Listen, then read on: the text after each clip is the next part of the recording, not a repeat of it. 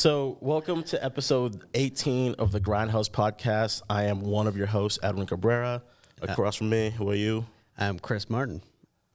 So, we have a very special guest on today. We've been trying to get this dude on for quite some time. It's taking a little finagling, but he's here now. We're really excited to have him. We got C Wells in the building. What's good? C Wells, how's it going, man? How you doing? Good, man. Hey, I be trying. People have that complaint with me too all the time with little things like, "Oh, I asked you to do this," but I'm like, "Yo, my bad." I make up for it eventually, but what's up, bro? I'm here.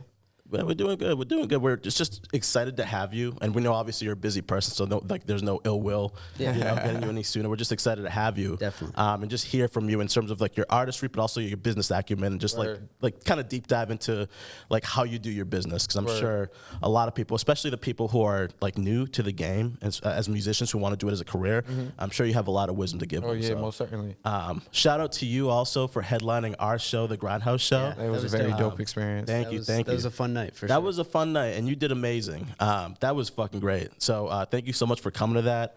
We have something else that we're kind of working on in the future that will like keep people up on in terms of events. Yeah. But we definitely, that was a good experience. Like our thing was like, if this is like a not good night, like if this fails miserably, if like we just don't deliver, maybe we'll kind of pull back and re-examine, doing events like that. But I feel like, especially for the artists, I feel like they got something out of that. Yeah, and especially you guys had like, besides myself, you guys had the right people in the room where it'll like, okay, let's say if you felt like that you didn't meet the amount of people you wanted to be, that you had the right mouths there where if you go and do another event or something, it's like, oh, Khalil was there that day, or people could potentially want to go to, let's say he was to hope a Khalil's in the crowd, like, you know what I'm saying? Like you had the pieces there for future to run this in the future. So I'm interested to hear from your perspective when it comes to shows, especially shows in Lynn, but shows generally in Boston. Like, how's that been like? Kind of like going through like bookings and venues and just putting on shows. Like, what's been your experience like as an artist out here?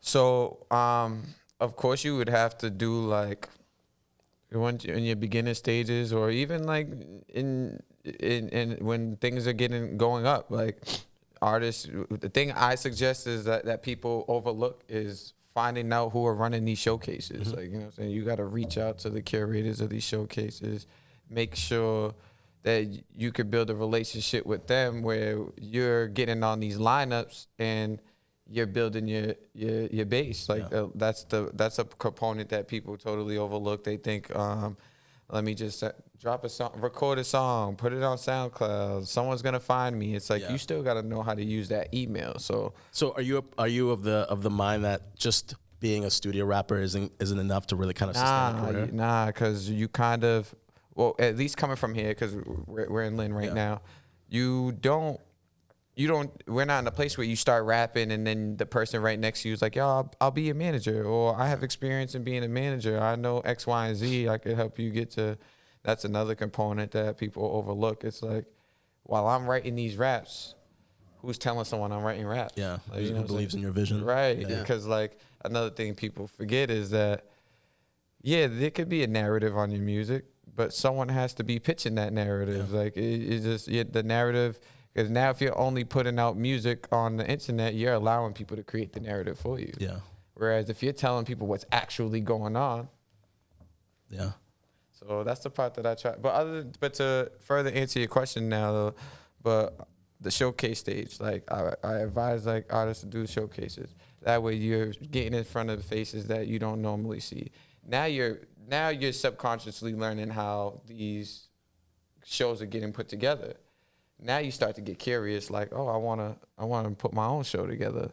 But you've also built it to a place where if you post it on social media, you're almost confident that people are gonna show up. But other than that, it's just like the working on music. There's a lot that goes on behind the scenes, like especially when if you're curating your own show and then having a lineup go on before you, like the stuff you got to deal with before. I could imagine the stuff you guys dealt with. That's stressful. I started putting my own show together shortly after, and I'm like, this is tough. Like, no, it's crazy, but Yeah, but people would tell me all the time, like, trying to put a show together is crazy. And when you're the artist, you're like, how hard can this be? All you got to do is contact us, and we got to show up. Yeah. And not when you're the artist and you're the one dealing with other artists as managers, or you're like, oh, okay, there's a lot of pulling of strings. Yeah, but once you figure it all out, it all makes sense at the end of the day. You're like, okay, this is why this is hard work, because the results is just as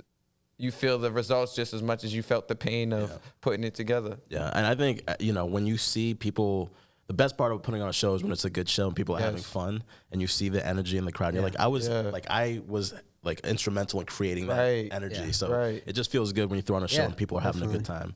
And I definitely felt the way for the Grindhouse Showcase. So thank you so much. I really enjoyed that show. Like, I made, like, there was people from the city, like, for example, Blacksmith, like, he had went in when I first started rapping. Like, I had just started rapping, and he had went in, and he was one of the people that all I was hearing about, like, you know what I'm saying? So, like, I put the work in and got myself to where I need to be, so I'm not one of them people that'll be like, oh, such and such was hot when I was young. It's like, yo, when I see these guys that I looked up to when I was younger, especially when they're at a showcase that I'm doing, I make it a point to have a conversation with them. Like, you know what I'm saying? That's just, absolutely. Whether new or old, it's like I want to have that conversation to share, to see, okay, this is what you dealt with when I was in the beginning. Okay, this is what I'm dealing with now, and you're in your situation.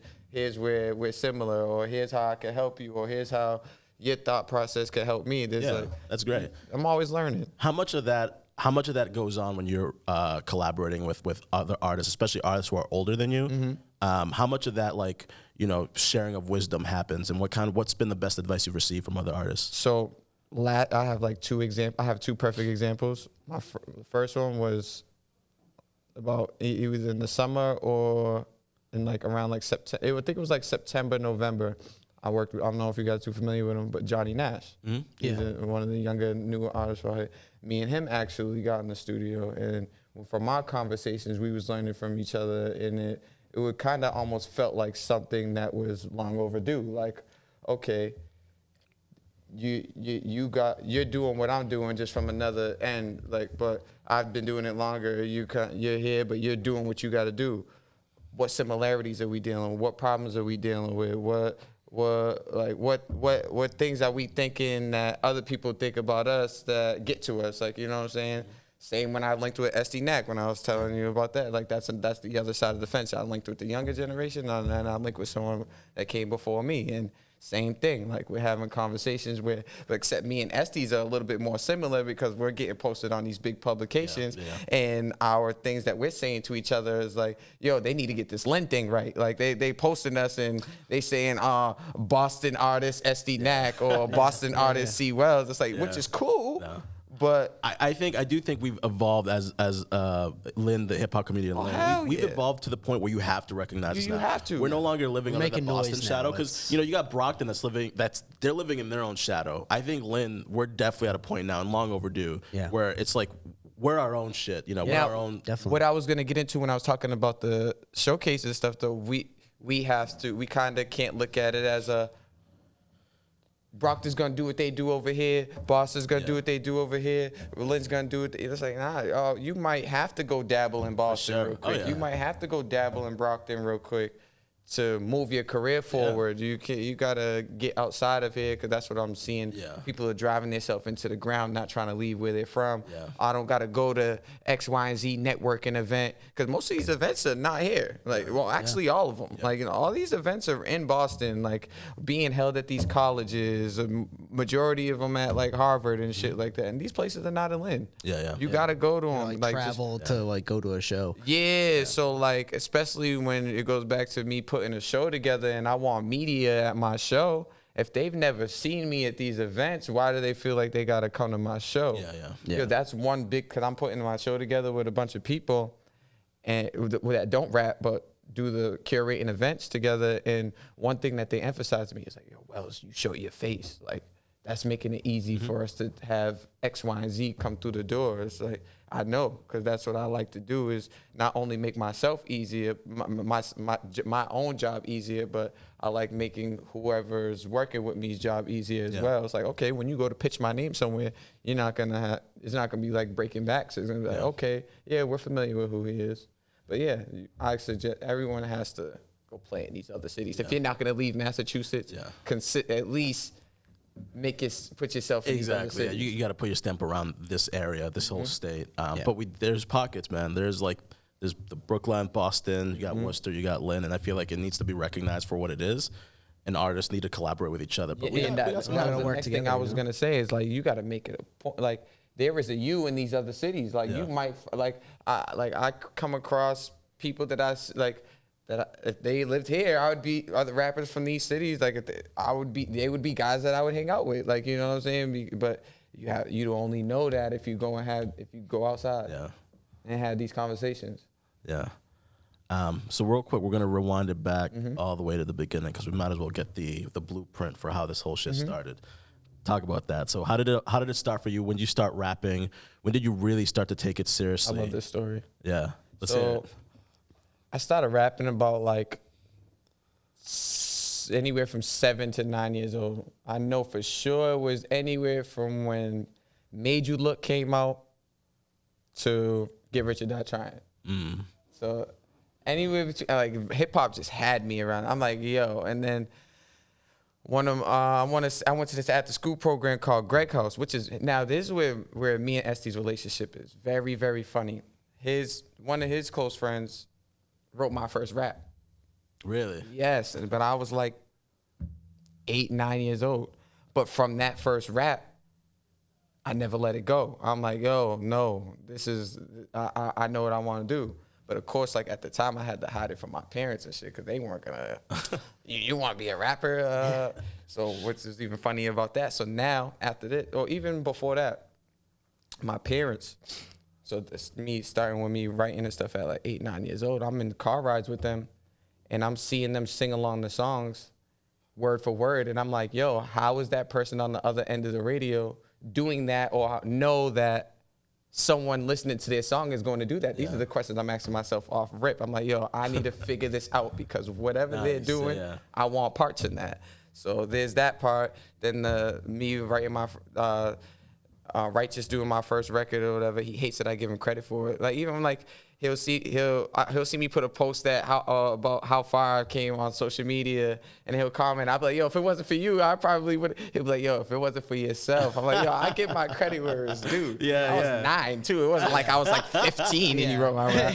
But yeah, I like that, because you got to give people their flowers while they're still here. And that's because that's my biggest thing too. Is like, I want that for myself. Like, even if I don't get to where I want to be, at least acknowledge that, okay, yo, you influenced me to do X, Y, Z. And people be doing it sometimes. I'd be surprised. I'm like, I'm not even done yet. And you talking to me like I hung it up. But nah, but nah, other than that, so like the night when I was like 9, that we did like a little like after school program song that he like helped me structure a verse for that.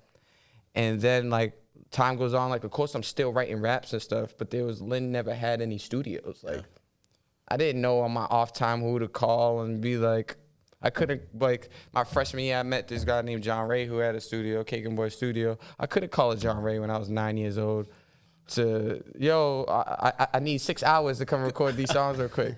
So I was like, but yeah, my freshman year, high school came. John Ray was like a substitute teacher at my school. I knew this kid named KB at the time. We used to rap together. And he's like, I know this guy that got a studio. I'm like, oh yeah? Well, bring me then. So he brought me to the studio. I probably wrote a song. I probably wrote a quick song before we went there. And then like, I think this was around like Swagger Like Us came out, and a whole bunch of us wrote like a remix and had verses on the song, whatever. But yeah, so that and like this song called 16 were like my first like real songs. But like when I was recording those songs, I'm like, oh, I think I get how this works now. Like now, like, okay, we got the studio. But then of course time goes on and John Ray's teaching me things. Now I'm learning how this music thing works. Like, and then like, so I'm in school now too. I'm in high school. So when I'm talking to people and they're like, what you want to do? I'm like, I want to be a rapper. I remember one day someone was like, why you want to be a rapper? People from Lynn don't make it rapping. Yeah. I'm like, oh yeah, that's how you feel?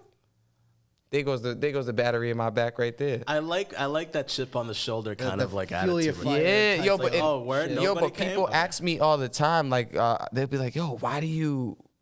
What's up with this chip on your shoulder? I'm like, dog, like coming from Lynn, you're the underdog every time. Like it doesn't matter. I'll even pull it out a little further. I think New England in general, you know, because like the shit that we deal with, the winters, the blue collar work, like.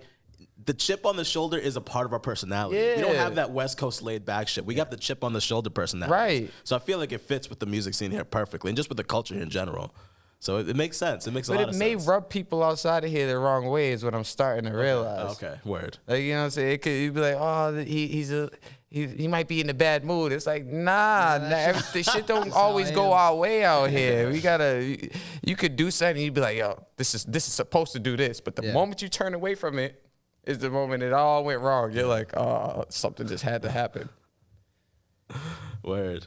You got a question over there, Crit? Yeah. So you've collaborated with a lot of big artists, like G Herbo, like Davies. How did that happen? It goes back to that whole knowing how to use your not even just emails. Like you gotta know how to approach things. Like that was like the approach biggest is thing. probably important. Too. Yeah, like knowing what you want to, because like in a lot of these situations, these same guys that you mentioned that I work with, like, at least the first two, well, at least the first one, G Herbo, like there was multiple times they're asking us like, yo, so what y'all want to do with this? And I didn't know what to expect at the time. Now that I'm 26 and someone asks me, oh, what you want to do with this? I can say, well, I want to do this. I want to do this. I want to do this. Like, so that's probably like why last year you guys see me all over the place, just because I was like, I knew like the vision was clear as day last year. It was like, oh, nah, I'm not even second guessing this. I know I want to do this. Oh, I know I want to do that. Oh, I know I want to do this. And so how was it like working with those people? You would, I'm not going to lie, like I went into it like, oh, this guy's going to be cocky, or this guy's, I always, like I said, coming from here, we always think of the worst. So yeah, absolutely. But when I'm, at least for, because I actually just sent the record to East because we had like a mutual friend at the time that had connected the two. But same with the Herb feature, but me and Herb had some dialogue. But the session with him, dope. Like it was probably like the first time I experienced like being in the studio with an industry artist and seeing their process. Yeah. I'm like, oh, okay. So this whole theory of how these guys get in the studio is not like a myth. It's just like this is how they actually do it in the studio. Yeah. So that was dope. Same with Critch. Like, but these are both like, I'm not gonna front like I didn't think that these guys was humble, like, you know what I'm saying? Like, easily to have a conversation with if you guys in the same room, like, you know what I'm saying, stuff like that. And then they acknowledged the craft, like, both, like, gave me the nod after hearing the record, like, and the biggest thing is, like, making sure you network with their peoples, too, like, so Critch in particular, like, I built a good relationship with his friends, like, they good people, so, yeah. That's dope. Word. That's awesome. How was the Hood Flavor tour that you guys went on together? Talk about that a little bit. Yo, that was a great experience. War stories you got for us? So, the Boston show was probably the most shocking experience. Obviously, like because it's home as well. But like when I was talking about New Whip earlier, that when I'm performing that song and people that I don't expect are rapping it back to me, I'm like. Yeah. Especially in the Middle East sold out is 5. Well, that song has like a jingle. Like but that was my goal when I did it. Like, but I also there people that like might as well as making a catchy song. But then there was way more people that accepted the song more than didn't like it. But of course we see the negative more than positive, anyways. But like that's where I got like there was a few times I'm like I should take this song out my set. But like you guys' show. And then before that, the Boston show the Hood Fave stop in Boston, and I think there was like 1 or 2 showcases I did where I performed that song, and every one of those shows I just named, people were singing it back to me. I'm like, whoa. It's got to be a good feeling. Right, yeah. But here's the thing about this music thing, too, is that, like, I had that planned when I was writing it. I knew, like, this, but in the process when you're doing it and the video's being shot, you're releasing it, you kind of, that mission / message you had to achieve kind of gets blurred in the process of things actually coming out. And so I forgot, but, like, I was reassured when I'm reassured every time I perform that song, like, oh, okay, that was why I wrote this. That's dope. Fire. In terms of, we were talking a little bit about this earlier before we started, in terms of, like, crafting your music to a certain sound. So when it comes to audience, like, a song that you know will capture the audience compared to a song maybe that you like more than what the audience is feeling. Like, and I get caught in doing that all the time, like, because another thing is, like, I'm a 93 baby, so, like, I'm caught in the middle of everything where no internet, like, you know what I'm saying, great music, okay music, trash music. It was like my generation was, like, right in the middle of it. So it's like I get how things work, and even what people before me expected. Because when I came in, like, I knew, like, I could do the rappity rap shit, but I knew, like, the melody, catchy shit. Like, I was seeing 10 years ahead. I'm like, oh, this is gonna be a thing. So, like, that was, like, one of my first takes on the music thing. But then the streets is like, this guy can't rap, and you get caught in doing that. You're like, all right, let me back to the chip on your shoulder. I'm like, I can't rap. Oh, I bet. But now I get caught in doing that. Now, when you're caught in proving you can rap, now the catchy melody shit's back in style. You're like, now you wanted me to rap, but I thought. So yeah. But that's the thing about hip hop. It's always changing. Yeah, it does. Like, is there anything, like, sound wise that you want to explore that you haven't yet?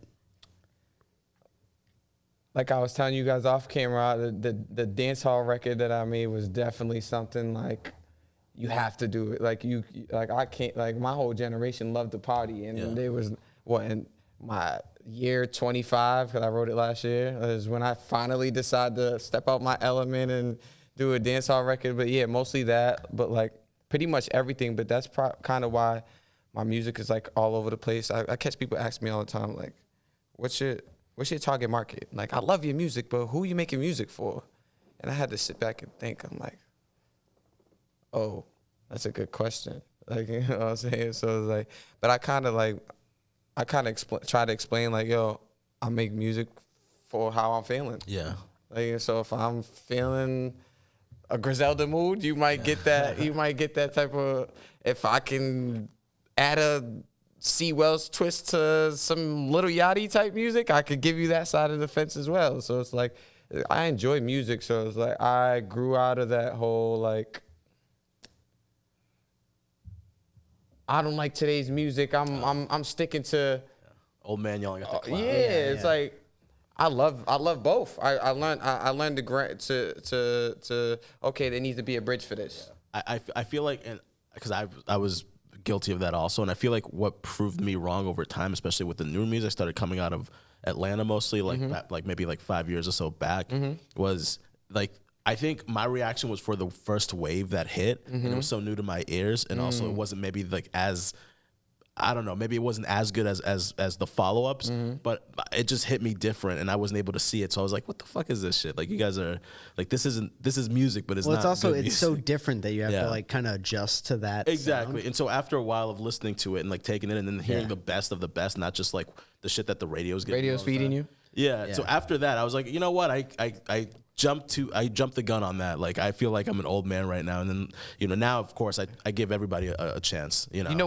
what it was for me, though, is like the moments where you're just letting your brain flow. And let's say you're out drinking or something and a song comes on that you was neglecting, and you're like, oh, that's the use of this song. Yeah. Oh, okay, I get it. Yo, you're in that pocket, you understand it. Yeah, like sometimes you won't understand it until you're in that place, and that was one thing I grew to understand. I'm like, okay, maybe I need to just put myself in that place sometimes to understand what's going on. And shit, couple drinks in and you're like this, and then that right song comes on and you're up like this. You're like, oh, that's why they made that. So yeah. I want to talk about real quick because I've been curious about where this came from, where this concept came from, and I'm sure it's just your ambitions that like this is the title you decided to go with. But let's talk about Before the Tour Bus. Okay. Part 2's coming. Part two's coming. So, it here, we'll talk more about part 2 later on. But for the first release, Before the Tour Bus, what is that in reference to? So it's a like, all right, that's a reference to like everything right now. Yeah. Like a lot of like people say like, oh, if you've done X, Y, and Z in another place, you would have been to where you needed to be. Yeah. Like, and that's kind of like what that's for. It's like, all right, this is everything I'm doing right now, even though with the things I'm doing, you wouldn't get this from, all right, that's pretty much, like, you wouldn't get this from someone who hasn't made it to that level yet. Yeah. Like, you haven't seen this before. Yeah. Like, this is what's happening right now, and I'm not even there yet. Like, So it's more like an aspiration, like what you're working towards. yeah, so it's kind of both sides of the fence. It's kind of like what I'm working towards / like what's going on. Like, I'm giving you and even it's kind of like a nod to Lynn in particular. Like, we've never gotten a 21-year-old kid doing a song with G Herbo. Like, you know what I'm saying? Like, Yeah. not like that's like, you know what I'm saying? And even that in that first project where I was doing stuff like having Don Cannon host shit like that. Probably this one I'm probably just gonna do a hosting of myself, try something different. Like, but yeah, like stuff like that. Like it's kind of like speaking for who I am, like me continuously giving you what you've never seen before, and I'm not even at the level that I should be at. And what I like about that a lot is it's very like, I think your marketing sensibilities is very like A1 because it's like if you didn't know who C. Wells was before, or maybe you didn't hear about him because you're like from like, I don't know, the other side of the coast, you know, you see somebody like, you know, oh, like so-and-so in G Herbo, you know, okay, let me listen to that. I want to hear the G. And then they listen to you and they're like, oh shit, this dude's dope. Who's this guy? Same thing with the Don Cannon thing. Like you're getting these bigger players to come in, and that way people who know that person are now listening to you, and now they know that you exist, and you're just building exposure from there. So I always appreciated and admired your marketing sensibilities because I feel like it works to get yourself out there. How have you seen the fruits of your labor in that sense? Yeah, most certainly. Like, of course, like I got higher expectations in my head, so it's like I'm not completely where I'm at, but like I'm definitely making the impacts that I intended to. Like, you know what I'm saying? Like, that's where I don't get too down on myself with certain things, because I'm like, yo, someone on their best day when it's beneficial to them, they'll say, well, I did this because I seen Wells doing it, or Wells inspired me to do this when I didn't think the day before that it was possible. Like, you know what I'm saying? So like that was always one of my main things, was just like, if you don't get to where you need to be, at least be the blueprint for someone else who does. Where do you see your ceiling going? Like when you're thinking at like I'm at the top of my game, like in everything that I've wanted to accomplish. What does that look like?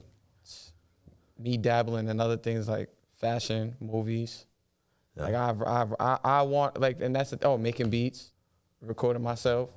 So you're like, you want to be like a 5-tool player. Yeah, it's like, so like I've never been able to be in a space where I was able to spread my wings. Like I was always like spread thin. Like I was always doing 1,000 things at once. My brain's always thinking about 1,000,000 things at once. Like, and even to the point where I almost like, I've done a lot of stuff for the music stuff, but like even like if I didn't do so much at once, I feel like I could give even more. That's where I still feel like my ceiling is still high. It's still like I still haven't did what I did a lot that I've dreamed of doing, but I still haven't did what I was dreamed of doing.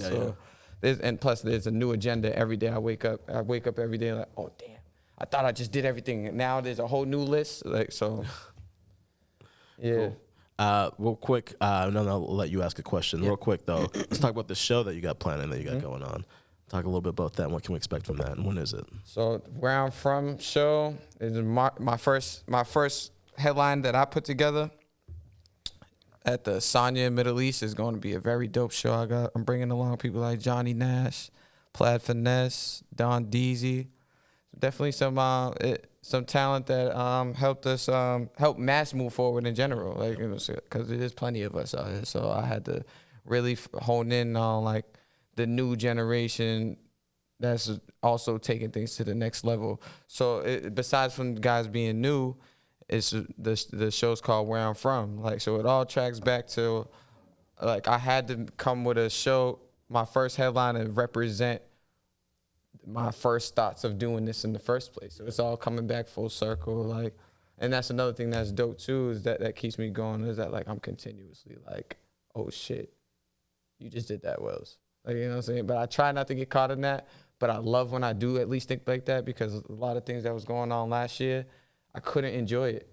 Like, cause there was always something new every second. Like, let's say I did the Boston show with Critch, and then I had to be ready for. It's about preparing yourself for the moment and never not being ready, because that's another thing. That's the only reason why last year was going in my favor. I was prepared every second, whether I was prepared or not. Like, you know, so yeah. But back to the show, I'm excited for it. Should have a lot of people in the room. Like, this. That on? March 12th falls on a Thursday. Thursday, March 12th. Word. Got a surprise project coming, following it. Probably gonna drop it days before it.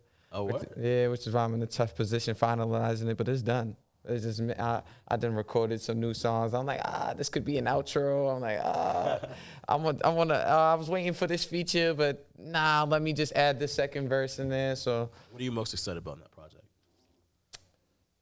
Me going back to, cause this is a project that feels like old me. Like I feel like I actually, at least for the second half of it, I went back to dedicating to the females. Like that was something I noticed I strayed away from in my past projects. Like I just wasn't making music for them. Like and they support me how the guys do. Like I be getting these snaps and I'd be like, damn, I feel guilty. She's whole rapping my shit right now, and I don't got one female record on this project.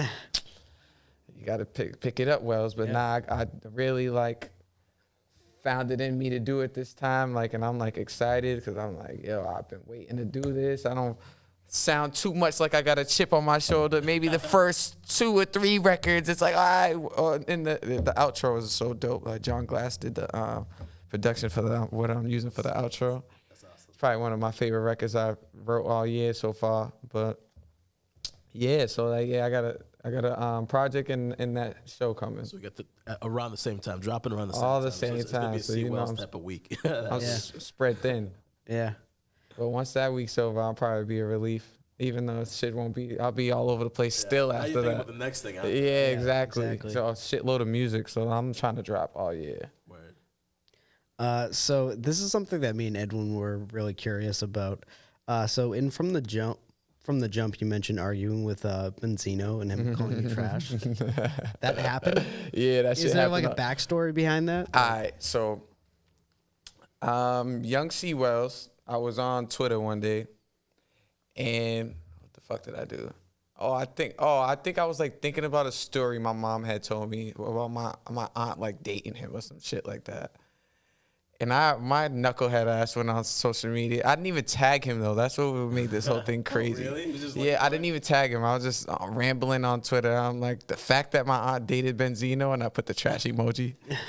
Yeah, I thought nothing of it when I did it though. I'm just like, whatever. I don't know why I even tweeted it. I was just because it's funny. Yeah, I was just at my house. Like, I don't know. I was home thinking. I don't know what I was doing. I'm like, the fact my mom did, and I put the trash emoji.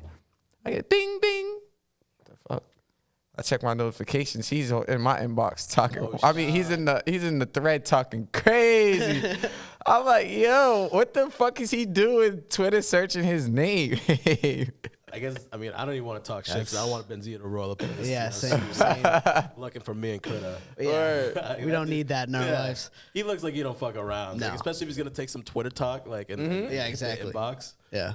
No, we were just definitely curious. We heard that line, we're like, whoa, I wonder if like that's real. Like, oh yeah, nah. I wouldn't. I usually don't say things for no reason in my records. Yeah. I'll kind of leave things for people. That's stuff like that is like, I do that on purpose so people can ask me about it later. Yeah. It's like, I'm like, oh, you were listening. You was listening. Paying attention. All right. I love that little subtle beef with the Boston legend. Yeah. Rub one out and see what. Hey, he had me feeling like one for a second when he went out his way to argue with me. Yeah. Yeah, it's definitely interesting. That I'm wondering. Clearly, he actually went and clicked that link too. Yeah, right. That's great. Oh man.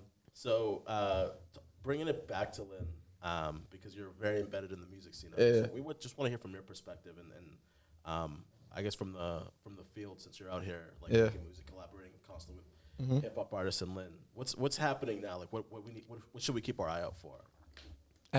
As in like musicians or just like collectives, crew. It seems like there's a lot of artists that I see collaborating with each other lately. I just want to know if there's anything that we should expect, or an artist that like people don't know of yet that we should look out for. Shit. I don't want to leave anybody out, but everybody's working right now in the city. Everybody, like, of course, like Johnny Nash, the Selly Bucks, everybody right now. SD Nat. Do you think people are working harder than they were before because they kind of see that? Oh, I thought that's what your question was going to be. Yeah, hell yeah. This scene is sometimes these guys apply pressure on me where I feel like even though I'm 9 times out of 10 I'm not, but we all live in our own minds, where I feel like that I'm not working hard enough. Like some of these guys be making me that's what type of music get dropped. Oh, I'm gonna write something. Step it up. Okay, now I'm gonna get in the studio. Like, you know what I'm saying? So like I love it because it wasn't like that before. Yeah. So everybody's like pushing each other now. Yeah. So we're all, and then there's Instagram now. So we're all watching what each other's doing, and if one of us weren't thinking about something before, it opens our mind. Like, you know what I'm saying, which is dope because I don't remember the last time someone from Lynn was doing features and then someone seen them do it and went and did it themselves. Like when I see these young cats doing that shit, like I'm like, yo, this is dope because this is what I do it for. Like, so I know whether they say it or not, somewhere in the back of their head, they're like, yo, well sparked that idea.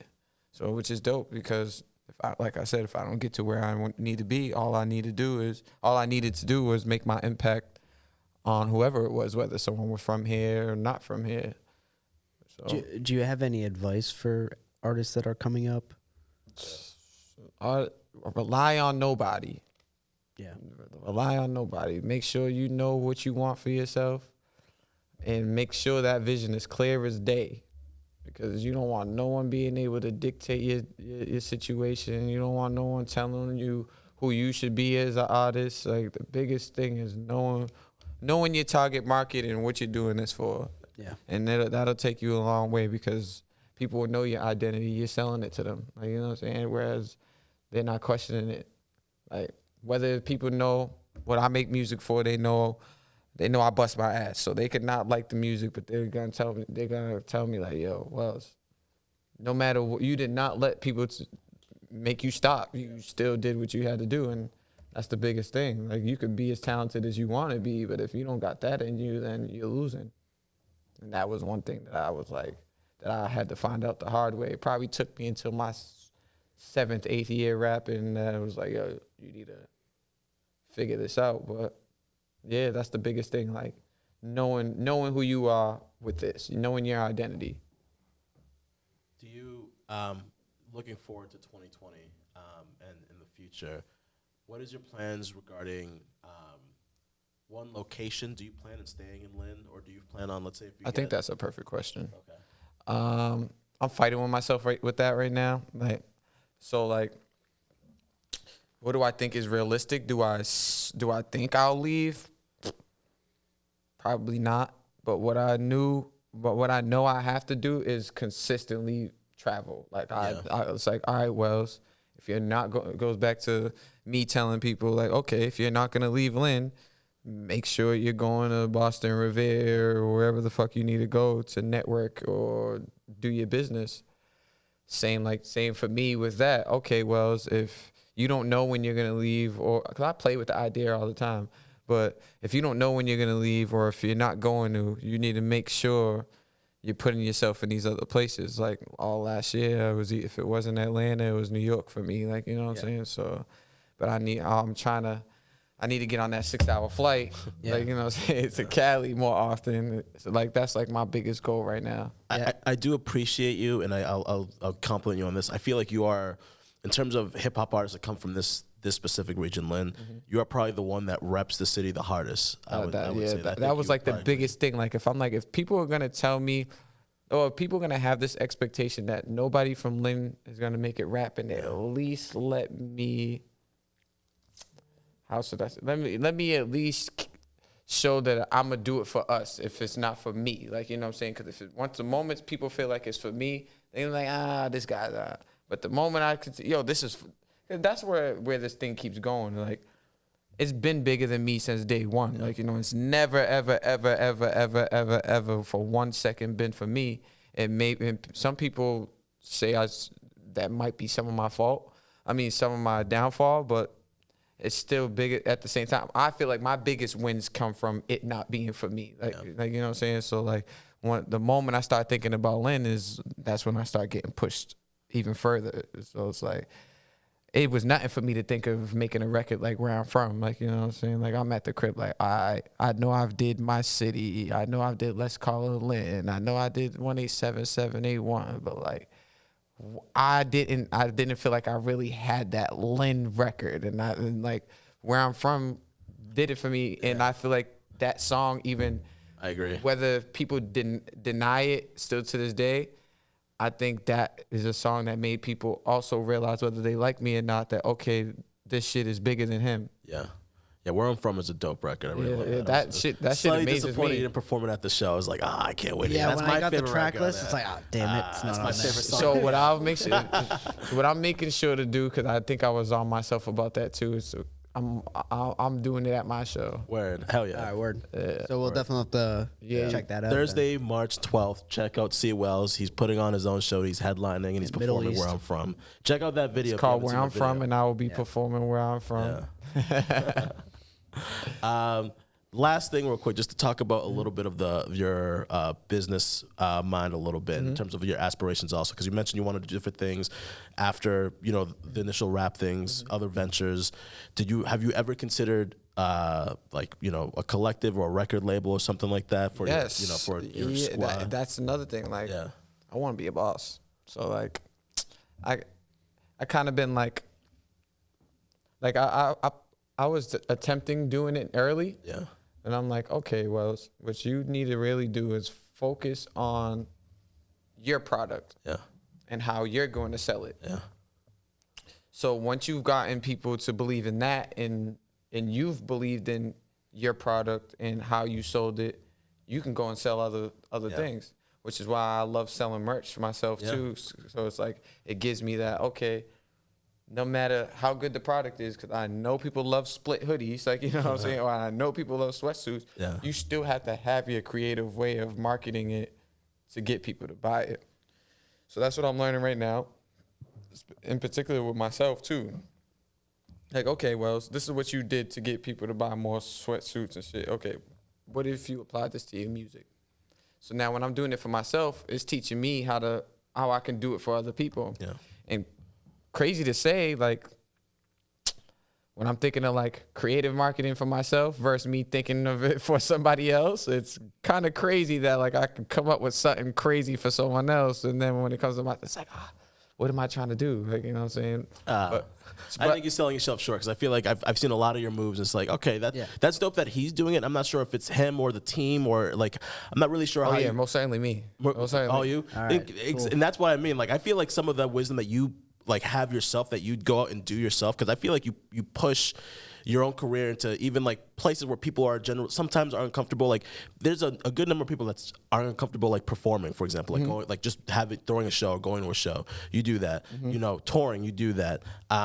Just making records and experimenting with yourself, you do that. So there's a lot of things that you're not afraid to do, that I feel like artists kind of, once they find their pocket, they stay in it, and you're not afraid to sort of explore more, which means you're gonna find out different things by exploring more. So I feel like another artist, if you ever, considered having some sort of record label, would love to hear your experiences in these things. So I feel like you aren't afraid to take that risk. Yeah. So that's one thing I do know. It's like it's definitely a huge risk trying to do that. So I wanted to make sure, like, I got everything intact. Where my first try attempting, and it's like I hit a home run. Like so, like I don't. That's yeah. But that's like my big. That was like one of the big ones. It's like I'd love to sign myself. Like you know what I'm saying. Let alone the artist. Like I love that. I would love to do that. Like you know what I'm saying. So. Do you imagine yourself? Whether now or in the future, what's been the thought of like, and has there been any traction in terms of a major label representation? From what I've been told that they're watching.